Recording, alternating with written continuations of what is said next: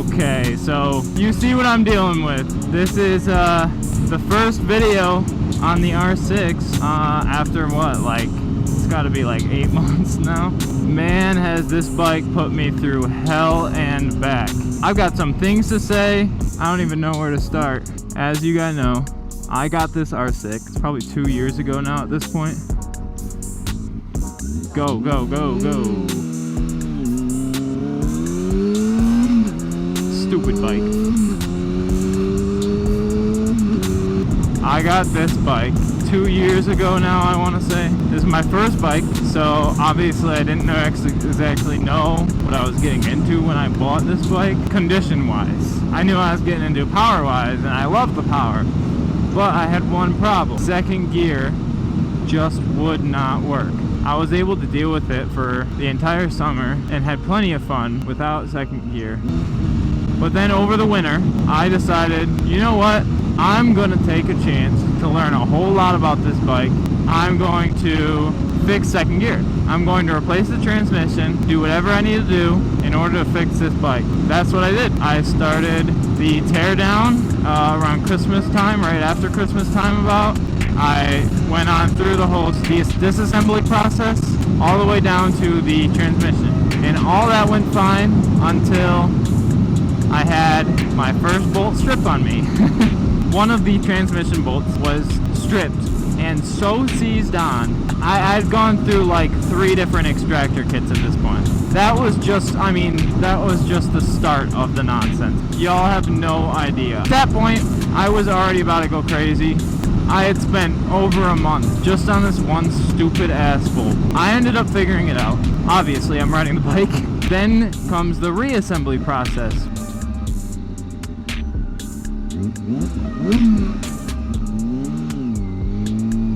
Come on, bud, go. Hey, it's another biker. So I got that transmission bolt figured out, right? And then comes the assembly process. And we all know that the assembly process is always harder than the disassembly.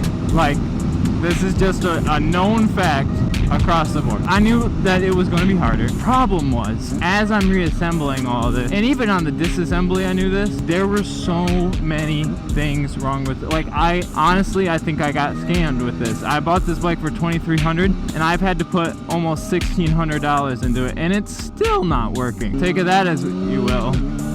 I'm gonna split this up into 2 parts. The engine assembly, it started off fine. I had all the parts I had needed, at least so I thought. Everything is going relatively smooth after I had that bolt figured out. Everything's whoa. My bike did a little wobble. This bike is not confidence inspiring right now. I'm gonna pull over and see if I'm leaking oil again. If there's another frickin' oil leak, I swear to God. Okay. I had leaked some oil before, and that's what this is, but I'm not seeing any oil on the tires. Nor am I seeing anything wrong up here, so. Anyways, the assembly part goes decently well until I get to putting the 2 cases back together. So the bottom part of the case, so there's like 3 halves. There's the top end, and then there's like this middle case, and then there's the bottom, and then the oil pan. So I'm putting the bottom case on. It wasn't too hard. As I'm torquing the bolts, that's where I found some problems. You need to kind of replace, when you got these high mileage engines, at least with this one, I'm not like super, like I learned a whole lot during this, so I'm not like no mechanic or nothing, but all those bolts I should have replaced. I didn't because I was trying to get away with it, and I ended up snapping one of them, but it's together, so that's what I'm working with. I'm already at the point, like in this process at this point, where I'm like fuck it. I'm just gonna swap my own engine. Oh my God, there's all these bikers here. I'm not gonna follow them because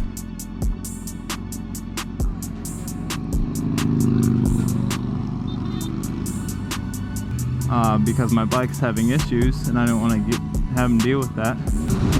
If my bike was working, I would totally join them. Anyways, so yeah, torquing things was not great. After I had finished that torquing process, it was all coming together. It was, some frustrating parts, most of the rest of the engine went together pretty smooth. I had a little trouble, again, clutch torque, or the clutch bolts. Replace those, because those snap on you too. I had one snap. I bought a whole new set. But, okay, so at this point we have the engine put together. I'm getting ready to put the engine into the bike. That was kind of a pain in the ass, just because everything's so tightly put together. Also, these mirrors, they suck ass. They look cool, but they suck. Anyways, putting the motor in the bike. We got the motor in the bike. I had a friend help me with that. You guys heard about that in one of my other videos. Now comes the actual, the bike reassembly. Most of that went together pretty smooth. Figuring out where things were routed, I did not think was going to be an issue. It was definitely an issue. I should have taken more pictures. That's kind of the big thing. Luckily, the R6 is a pretty popular bike, so I was able to find enough resources to get to where I am now. My problem, like I said, I think I was just scammed a little bit, because I had to replace so many parts, and I'm still replacing parts. Like, the entire cooling system was fucking ass. Like, dog shit, like ass. It was so bad. I'm cleaning out all the cooling system. I'm replacing the radiator, replacing the water pump. Luckily I was able to restore most of the tubes, so hopefully that will work alright. I've replaced the oil cooler, all sorts of stuff, right? Found out later that the oil cooler, I don't know, it has some sort of leak. So I have the old one back now, and I'm just going to keep the old one on. It'll just have to do.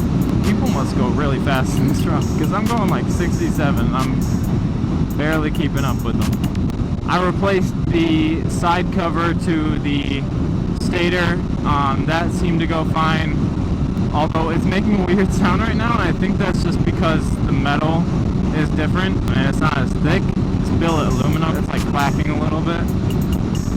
But I seen the parts in there, and they do kind of like move like that, so I'm not entirely sure if it is a problem. Let me know, but it seems to go away after a while, so I'm not gonna worry about it right now, just because I've had enough problems. Fast forward, everything's put together. I've replaced a few parts that I needed to. I have new clutches in it because the clutches were fucked anyways too. Go to start it. The engine just clicks. It just clicks, click, click, click, click. Can't get it to turn over or nothing. But I could get it to turn over before I put the engine in the bike, right?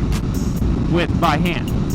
So I'm trying to figure out, maybe it's an electrical issue. I replaced the rectifier, or not the rectifier, the solenoid, and that doesn't fix it.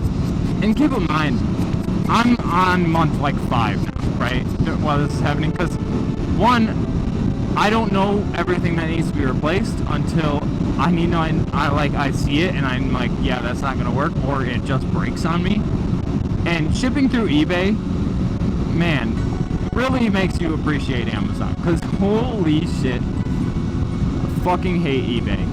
Half the time I'm waiting for half this stuff to ship, because eBay fucking sucks. It takes forever for their shipping. They'll say it comes in like a few days, but it'll take a good week for every single part. I've replaced about 50 parts on this now. So, turns out, as I'm going through everything, I remember, man, the cam chain tensioner. A little tensioner on the cam chain. I remember that didn't go in as smoothly as I had wanted it to, so I was like, oh, maybe somehow the cam chain tensioner is just putting max tension on this chain tension. Turns out that's what it is. You have to wind the tensioner back before you put it in. I mean, I feel like it would be reasonable to assume that it would compress as you put it in to the right tension, but apparently not. Finally it turns over, right? I pulled up the spark plugs to make sure it turns real smooth, and then I put the spark plugs in. I can get it to turn over. For another 2 weeks, it just cranks with nothing. Like, battery is dead at this point. So dead, it can't even run on its own, even after charging. I'm thinking that might be the issue, but I was also thinking, if I can have enough energy to get it to crank, that should be enough, right? I should be able to get it to start. But apparently that is not a thing. I guess it makes sense. You need to have enough power to charge all the coils and run all the other electrical. But after I, get some money, because I've been spending too much money on parts, I replaced the battery. Still nothing. I'm thinking at this point, because I've heard coils are supposed to go bad on these, that it could be the coils, which I still might replace those, but that ended up not being the issue. It was so flooded that it just wouldn't start. It was misleading me to the point where, like, I would let it sit all night. When I would wake up in the morning, I would go to start it just for shits and giggles, and it would give me like some burps, like some little pops. So I knew it had life. Like, it's showing like it wants to start. After a while, putting this in Facebook forums pages, asking people around me, even ChatGPT has kind of carried me through some bits. You shouldn't trust all of it because it gave me some wrong results. I've been double checking most of the stuff. I think I'm gonna turn around here soon because I didn't even realize this, but I've gone like way farther than I have, and I don't want to get stuck this far out. Oh my god, the clouds look beautiful though. Also, I hope you can hear me through all this because it is super windy today. Super nice though. Anyways, so it gives me this option. Unplug the mass, what is it called? Mass atmospheric pressure sensor. I'm like, what the fuck is that? So I search it up, right? Go on to Google Images. I'm like, oh, I know what that sensor is, right on top. I unplug it. Still nothing. Yamaha R6 and their genius, or Yamaha in general, put in a like safety mode for fueling. If you hold the throttle all the way open, it will cut fuel as kind of like a safe mode. So I try that, and lo and behold, there it goes. Starts up. It will idle with me full throttle. Slowly gets better. It gets better to the point where I can take it on a test drive. So that's what I do. I take it on a test drive. That's when I find I'm getting an oil leak from somewhere. And there was another problem I can't even remember. But it's like trying to drive this thing, it was worse than what it is right now. Like, you open the throttle and it like stutter idles, like almost full throttle. And I didn't want to like full throttle because as soon as it got power again, it was gonna launch me.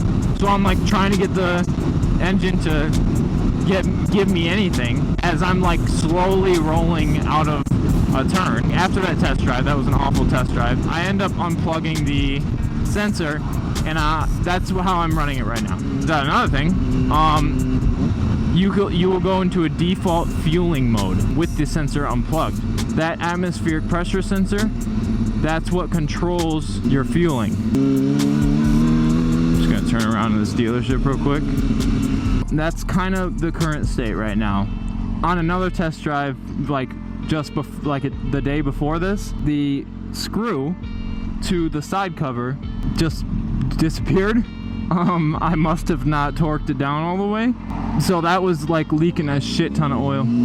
I mean, that's where we're at right now. Totally forgot about the dog shit exhaust situation. Right now I have put together my old exhaust. I bought this SC project, which sounds amazing, just absolutely phenomenal. So I'm going to put it on, but I had lost. So I bought this way early on, like before I had the engine even back in the bike, and I had lost the hardware.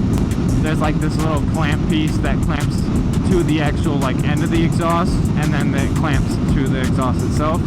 So yeah, I had lost the back piece that holds it to the bike and fell off.